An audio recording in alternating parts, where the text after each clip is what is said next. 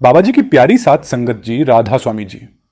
संगत जी एक रिकॉर्डिंग आए हैं, ब्यास से आई है, जो कि बाबा जी के सेक्रेटरी है। आप खुद सुनो, फिर इस पर बात करते हैं।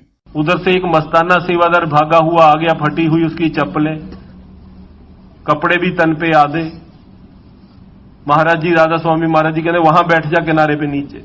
वो बैठ गया किनारे पे नीचे, चाय चूहे डीसी को पिलाई, सारे चले गए। महाराज जी ने उसको पानी भी नहीं पूछा, खाने को भी कुछ नहीं दिया, वो भी उठ के चला गया। माता जी ने बोला, तू शहंशाह बना है, लोगों का महाराज बना है, आज जो मैंने तेरा देखा तूने ठीक नहीं किया। महाराज जी के माता जी ने उनको, एक डीसी था क्योंकि वो अमीर था, कार में आया था, तूने उसको चाय भी पिलाई, बर्फी भी खिलाई और चीजें खिलाई, प्यार भी किया, उसको नीचे बिठा दिया, तूने कुर्सी भी नहीं दी, पानी तो अलग की बात है। महाराज जी कहते अच्छा आज फिर मेरे को बताना ही पड़ेगा। सेवादार को कहते फटाफट पकड़ के लाओ उनको। सेवादार को पकड़ के लाओ, उसको पकड़ के ले आए। कहते सजना ये बता तू यहां क्या लेने आया था।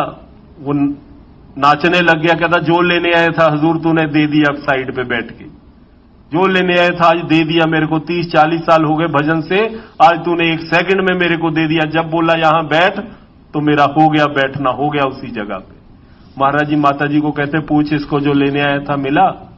कहता हां जी मिला। डीसी को कहते वो लेने आया था उसको मैंने वो देके वापस भेज दिया। वो एक चाय का कप पीने आया था, कुर्सी पे बैठने आया था, मैंने उसको जी के एक रिश्तेदार थे, वो महाराज जी को कार्ड देने चले गए शादी का, कि भाई शादी है महाराज जी, शादी पे जरूर आना, हमारे घर में शादी है। रिश्तेदार थे। महाराज जी कहते ठीक है भाई आऊंगा।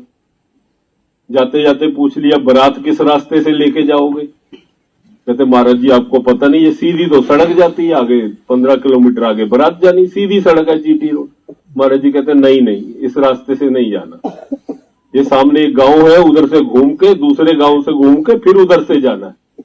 ठीक है जी, ठीक तो हम भी सारे बोल देते हैं ठीक है जी, मानता कौन है। कहते महाराज जी को पता नहीं क्या हो गया, सीधी सड़क जा रही है, हमारे को गांव से घुमा के ले जा रहे हैं, हम पागल हो गए, हम तो सीधा जाएंगे। चले गए सीधा।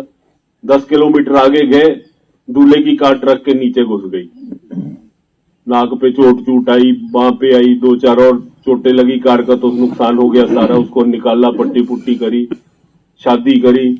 फिर 15-20 दिन बाद महाराज जी के पास गए कि महाराज जी आपने सीधे ढंग से हमें नहीं बताया कि इधर से मत जाना। महाराज जी ने कहा मैंने तो आपको समझाया था भाई, कई लोगों को ट्रक के नीचे जाके समझ आती है, कईयों को पहली बार कहने पे समझ आ जाती, आपको नीचे जाके समझ आ गई।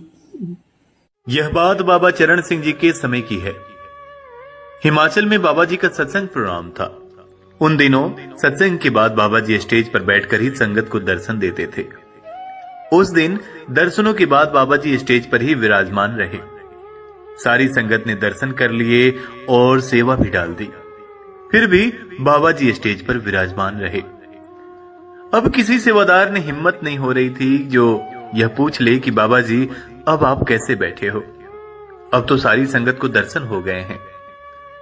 फिर बड़ी हिम्मत करके एक बुजुर्ग सेवादार ने बाबा जी से पूछा कि बाबा जी आप अभी तक कैसे बैठे हो, क्या हमसे कोई गलती हो गई है, और अब तो सारी संगत को दर्शन भी हो गए हैं। तब बाबा जी ने कहा कि नहीं, अभी एक संगत को दर्शन नहीं हुए हैं, वो भाई उस पीपल के पास बैठे हैं, जाओ उनसे कहो कि आपको दर्शन और सेवा डालने के लिए बाबा जी बुला रहे हैं।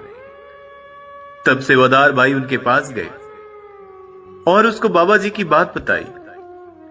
तब उस भाई ने बाबा जी के दर्शन किए और अपनी सेवा डाली।